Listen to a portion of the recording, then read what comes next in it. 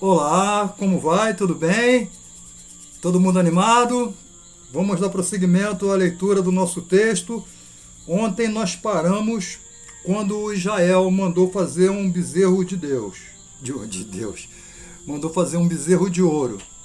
E agora vamos ler a partir do 42. Tá? Isso aí dentro de uma narrativa de Estevão diante do Sinédrio.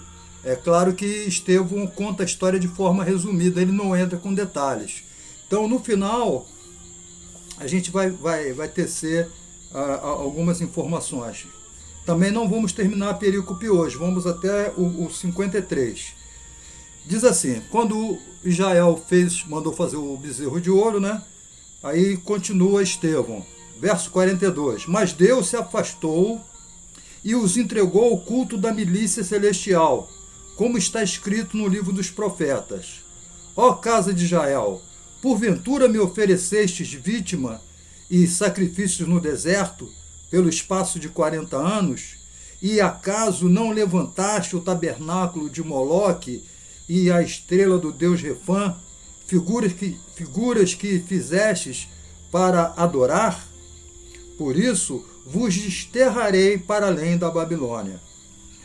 O tabernáculo do testemunho estava entre nossos pais no deserto, como determinara aquele que disse a Moisés que fizeste segundo o modelo que tinha visto, o qual também nossos pais, com Josué, tendo-o recebido, o levaram quando tomaram posse das nações que Deus expulsou da presença deles até os dias de Davi.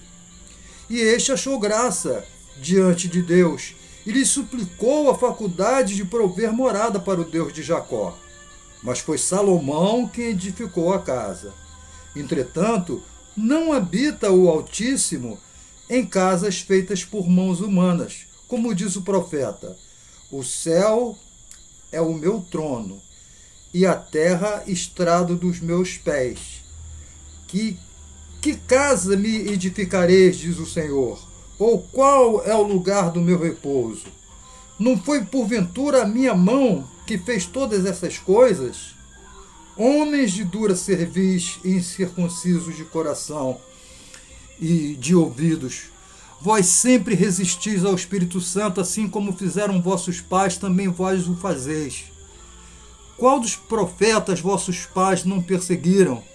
Eles mataram os que anteriormente anunciavam a vinda do justo, do qual vós agora vos tornastes traidores e assassinos. Vós que recebestes a lei por ministério de anjos e não aguardaste. Então Estevão continua contando a história de Israel. Agora ele já entra na história da construção do bezerro, né? E quando eles fazem aquele bezerro e fazem festa, eles adoram o bezerro como se for um deus, oferecem sacrifício, Deus se aborrece e, como poderíamos dizer, Deus tira a mão de cima de Israel. Deus, em outras palavras, Deus se afasta de Israel. Então, o que Deus faz? Deus entrega essas pessoas para adorarem falsos deuses. Isso aí está lá no livro de Romanos capítulo 1, que ontem eu pedi para as pessoas lerem. Eu pedi para ler Romanos 1 e Romanos 9, que fala sobre idolatria, que fala sobre a história de Faraó com o povo de Israel, né? Que Deus endurecendo o coração de Faraó, que Deus que levanta Faraó para fustigar Israel. É Deus que faz. Não é o outro, não. Tá? Tem pessoas aí, tem religiões aí que dizem que é o outro que faz. Não, quem faz é Deus. Todas as coisas quem faz é Deus. Quando Deus não faz, ele manda que alguém faça, ou deixa que alguém faça. Né? Mas tudo é por vontade dele.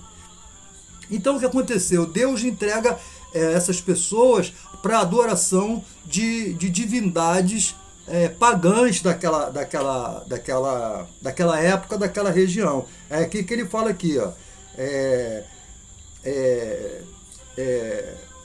Ele fala de Moloque, ele fala do deus Refã, né? São figuras, ídolos que aqueles povos adoravam.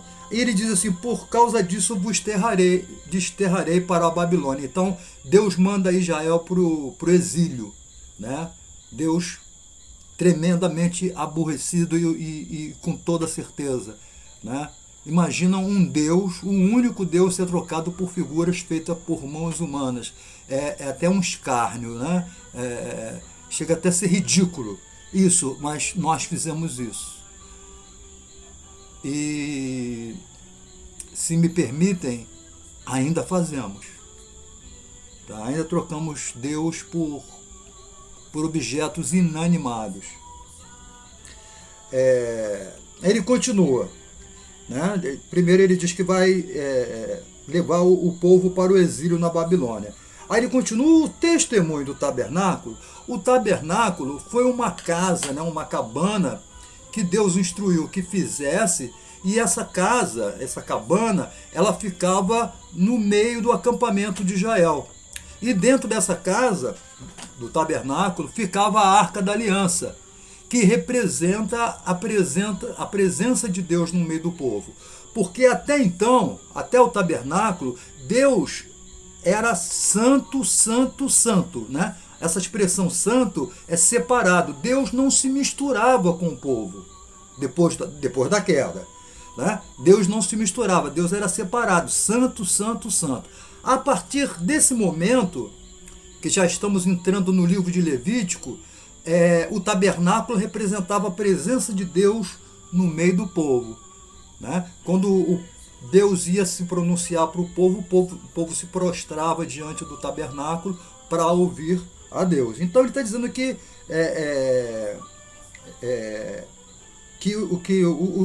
o tabernáculo do testemunho estava entre nossos pais, Deus já habitando, né, junto com o seu povo. E ele fala até aqui que quando Josué, após a morte de Moisés, invadiu terras e venceu terras, ele diz aqui, quando o levaram, né, o tabernáculo, eu estou lendo o versículo 45, quando tomaram posse das nações, quando Israel venceu e tomou as nações, que Deus expulsou da presença deles. Então a vitória de Israel sobre as nações foi obra de Deus. Deus que derrotou essas nações, né, sob o comando de Josué, para dar para os seus filhos, ou seja, Israel. Até os dias de Davi. Davi pediu a Deus para ele construir um templo de alvenaria. Né? Davi entendeu, isso é bem lá na frente, né? Davi entendeu que Deus não podia habitar numa tenda, numa morada comum como um homem qualquer. Então Deus merecia um templo feito de alvenaria, uma coisa com luxo, com requinte, mas não foi Davi que fez o templo. Quem vai construir o templo vai ser o filho de Davi, Salomão. É isso que Estevão está narrando aqui na presença do Sinédrio. Qualquer detalhe vocês sabem, 39645836, aí eu explico com detalhes, que não é o caso de agora. Tá? Mas ele diz aqui que foi Salomão que construiu o templo. Mas ele diz uma outra coisa. Depois que ele fala que Salomão que construiu o templo, ele fala assim: pode Deus habitar num templo feito por mãos humanas? Sendo Deus grande do jeito que ele é, ele pode habitar numa casa feita por mãos humanas, seja seja uma barraca, seja uma cabana, seja de lona ou de couro, seja de pedra ou não. Deus pode habitar nesse lugar? Né? Se foi Deus que fez o mundo, como ele pode habitar numa casa? É isso que ele está dizendo aqui, que o profeta falou isso. A gente já vai voltar nisso aqui. Então, continua Estevão. Homens de duras cerviz, né? A cabeça dessas pessoas não se curvam, ou seja, são pessoas arrogantes. Homens de duras cerviz, incircuncisos de coração. Quando ele usa essa expressão aqui, é uma figura de linguagem. Incircunciso de coração é impuro de coração. Um sujeito que não é circuncidado na cultura judaica é um homem impuro. Então, quando ele usa incircunciso de coração, ele está dizendo um homem impuro de coração. Então, ele está chamando aquela liderança judaica ali de dura cerviz, ou seja, arrogantes e impuros, de coração e de ouvidos, e ainda dizendo que eles resistem ao Espírito Santo da mesma forma que os nossos pais lá no Egito, lá no deserto, resistiram a Deus.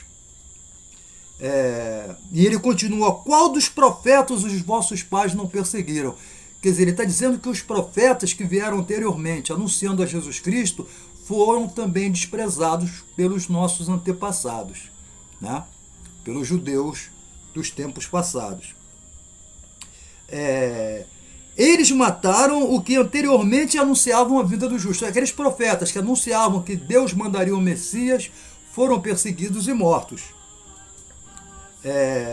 E esse justo que eles anunciavam, esses da agora, os judeus da agora, ou seja, do tempo de Estevão, porque Estevão está contando aquilo que aconteceu no tempo lá de Moisés, no tempo passado. Aí ele está dizendo que agora o justo foi traído e morto pelos que estavam vivendo naquela época. Os antepassados, os pais, perseguiram os profetas e mataram os profetas. E esses da agora, eles perseguiram e mataram o próprio justo. Ou seja, Estevão está acusando aquela liderança judaica de terem matado Jesus, que foi verdade, né? Estevão não está inventando nada. Verso 53, vós que recebestes a lei por ministério de anjos e não guardaste. Ou seja, Israel recebeu a lei da mão de Deus através de Moisés e não conseguiu guardar as leis. As leis que eram quantas mesmos? Quantas leis que eram? 613 leis. Tá? Aquelas 613 leis que Moisés recebeu de Deus, os judeus não foram capazes de cumprir, porque ninguém foi capaz de cumprir a lei. Se acertavam num ponto, erravam no outro. Afinal de contas, eram 613. Se bem que mais tarde, bem mais tarde, né, Jesus vem e diz que essas 613 leis, na realidade, se condensam, né, resumem-se em apenas duas: amar a Deus sobre todas as coisas e ao próximo como a ti mesmo. Tá? Então Jesus diz que se você cumprir essas duas aqui, você está cumprindo a lei.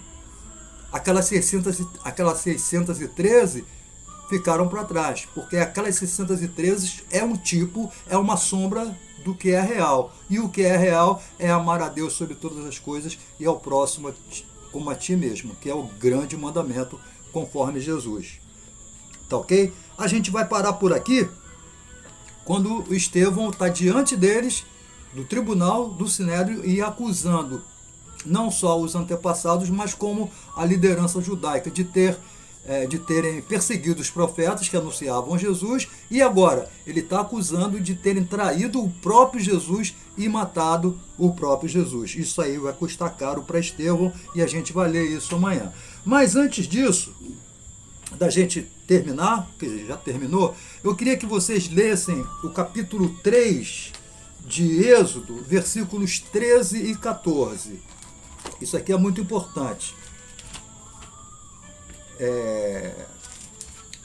As informações que a gente passa devem ser tiradas da Bíblia, né? Não da cabeça do homem, porque o homem inventa muita bobagem. Eu te falei aí do camarada que comprou um pedaço da mulher de Ló, né? Pessoal vendendo aí água do Mar da Galileia, vendendo pedaço da cruz de Cristo, rosa ungida, não sei de quê, essas coisas que o homem inventa. Então, vamos lá.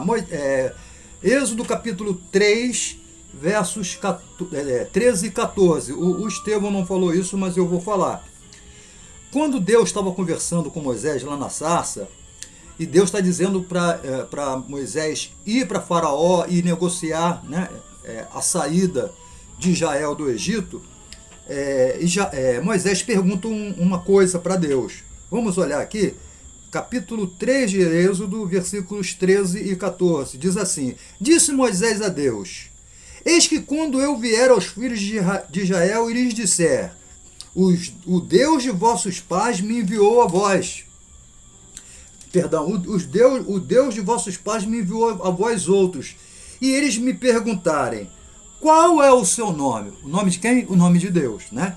Moisés está dizendo que quando ele fala assim, olha, o Deus de Abraão, Isaac e Jacó me enviou para libertar vocês. Como existiam muitos deuses, né? Egito tinha muitos deuses. E aqueles povos todos, como eu já falei aqui, eram politeístas, tinham muitos deuses. Então, Moisés já está prevendo que ele vai perguntar, então qual foi o Deus que mandou você aqui? Qual é o seu nome? Moisés pergunta o nome de Deus. Lembra que eu falei que se alguém disser que sabe o nome de Deus, está mentindo? Moisés está perguntando aqui o nome de Deus. Mas vamos ver o que Deus responde? Vamos lá. E eles me perguntarem, qual é o seu nome? Que lhes direi? Moisés perguntando para Deus. Aí responde Deus. Disse Deus a Moisés, eu sou o que sou. Então, quando Deus respondeu, eu sou o que sou, Deus não está dizendo o nome dele. Ele está dizendo, eu sou o que sou. Por isso que ele passa a ser chamado de Ele é. Porque Deus disse, eu sou o que sou. Então, Israel chamava esse Deus não pelo nome, porque ninguém sabe o nome dele, mas chamava de Ele é. Eu sou o que sou. Quem conseguir 3 referências de Jesus dizendo eu sou, ganha um chocolate. Tá bom? É só ligar para mim, ó. João capítulo tal, verso tal, Mateus capítulo tal, verso tal, e Lucas capítulo tal, verso tal, Jesus diz, eu sou. Ganha um bombom. Tem que trazer 3, tá? Tem que me dizer 3. E outro que vai ganhar um bombom é quando eu falo aqui, olha, verso 43. Perdão, verso 42 e 43. Mas Deus se afastou e entregou o culto da milícia celestial, como está escrito no livro dos profetas. Ó casa de Israel, porventura me oferecestes vítimas e sacrifícios no deserto pelo espaço de 40 anos? E acaso não levantaste o tabernáculo de Moloque e a estrela do deus Refã, figuras que fizestes para adorar? Por isso vos desterrarei para além da Babilônia. E, verso 49 e 50, o céu é o meu trono, e a terra o estrado dos meus pés. Que casa me edificareis, diz o Senhor? Ou qual o lugar do meu repouso? Porventura, não foi porventura a minha mão que fez todas essas coisas? Lá em cima, Deus está dizendo, olha, vocês adoraram os outros deuses, os falsos deuses, os deuses feitos por mãos humanas. Então eu vou abandonar vocês. Deus disse. E aqui Deus está dizendo, foi eu que fiz tudo, vocês querem fazer casa para mim? Foi eu que fiz a terra, como é que vocês vão fazer uma casa para mim? Né? Na realidade, a intenção ali de quem fez o templo em homenagem, né? Não é uma casa para Deus morar. Né? É uma casa, um templo feito em homenagem, um lugar para adoração, não era para Deus morar. Né? Que Deus é onipresente, Ele está em todos os lugares, não está apenas em um lugar. Né? Algumas pessoas que entendem isso. Davi, quando ele estava no exílio, ele escreveu até salmos falando sobre isso, né? E na cabeça dele, no coração de Davi, Deus estava no templo. E ele, como não estava no templo, ele estava fugido, ele se entendia distante de Deus. Mas na realidade Deus está no nosso coração, Deus não está no templo. Deus está em todo lugar. O templo é um lugar consagrado a Deus. O templo é um lugar para adoração a Deus, não é um lugar de habitação de Deus, porque Deus, Ele é onipresente. Isso significa o quê? Que Ele está em todos os lugares. Então, quem me trouxer as referências desses versículos? Primeiro aqui, o 42 e o 43, e o 49 e o 45. Quem disser para mim onde é que está escrito isso, Estevão está dizendo que foram os profetas que falaram isso. Quem me trouxer, ligar para mim e me dar a referência desses 2 textos, ganha um bombom. E qual foi o outro? Eu falei que ganhava um bombom.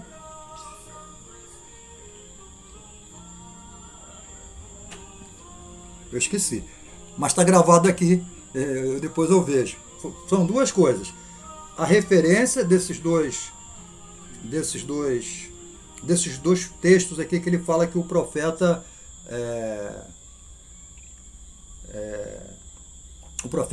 falou isso, né? Em nome de Deus. Tá bom? Por hoje é só. Amanhã, dia 25, não esqueçam, o presbítero Marlon vai estar aqui nesse canal falando sobre casamento, plano de Deus e relacionamento. Tá bom? Compartilhem o nosso vídeo.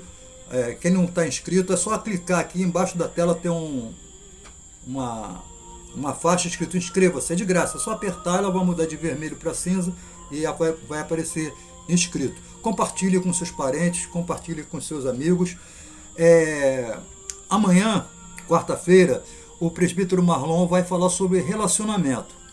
E vão ter outros palestrantes sendo entrevistados aqui por mim, falando sobre diversos outros assuntos.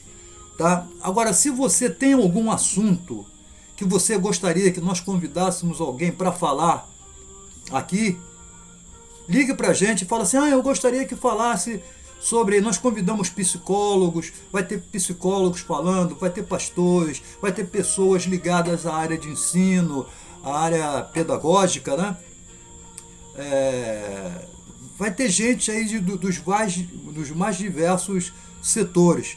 Se você tem algum assunto que você gostaria de ouvir um pouco sobre isso, ou até tirar dúvidas, você liga para mim e fala, eu gostaria de falar sobre, vamos dizer, sobre aborto, sobre segundo casamento. É lícito o segundo casamento? A pessoa que é casada, se separou, é lícito casar de novo? Tá? Em que situação é lícito ou não é lícito? Aí a gente vai chamar uma pessoa que entenda do assunto, né, para falar se é lícito ou não é lícito, ou o que pelo menos a Bíblia fala sobre isso. Ou você já pode até se adiantando, indo para a Bíblia e procurar. Eu dou até uma dica. Mateus 5, 6 e 7, Sermão do Monte, tem alguma coisinha lá falando sobre casamento. Jesus falando sobre casamento. Paulo também fala sobre casamento. Coríntios 7. Né? Então tem bastante coisa na Bíblia. A Bíblia ensina pra gente tudo. A gente só não segue porque a gente realmente é rebelde, é pecador. Tá bom?